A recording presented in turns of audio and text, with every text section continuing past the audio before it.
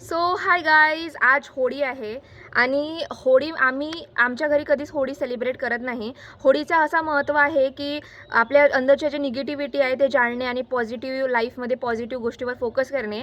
परंतु होळीचा जो दिवस असते ना, जे एकामेकाला रंग लावतात किंवा खूप दारू पितात, खूप मटण वगैरे कोंबडे वगैरे काढतात आणि मग जेवण वगैरे करतात दुपारी, खूप दारू पिणे किंवा एकामेकाच्या घरी जाऊन रंग लावणे, ते मला तो माहोल म्हणा. आणि खूप गाड्या गाड्या वगैरे चालवतात, खूप पिक पिक करणे किंवा गाड्यावर वगैरे जेव्हा ते बसतात वगैरे, दारू वगैरे पिली असतात, कोणाला काही पण कलर फेकतात, कुठं पण पाणी फेकतात किंवा खूप पिसाळ्यासारखे ते काहीतरी हॉर्न वगैरे वाजवतात, खूप घाणेरडापणा असते.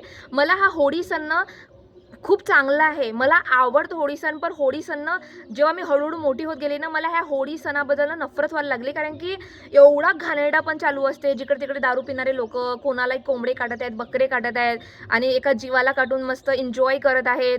आणि ठीक आहे, नॉनव्हेज खाणं सर्वांची पर्सनल चॉईस आहे, परंतु जे त्यांची रोडावरची वागणूक असते किंवा दारू पिणे, आपली स्वतःची मम्मी आपल्याला म्हणते की होळीचा दिवस आहे, घराच्या बाहेर नको जाऊस, कारण की होळीचे दिवस चांगले नसतात. लिटरली होळी हा आपला उत्साह एवढा चांगला आहे, परंतु लिटरली आता त्या क्षणाची ना किंमत राहिलेली नाही आहे. तुम्हाला काय वाटते मला नक्की सांगा.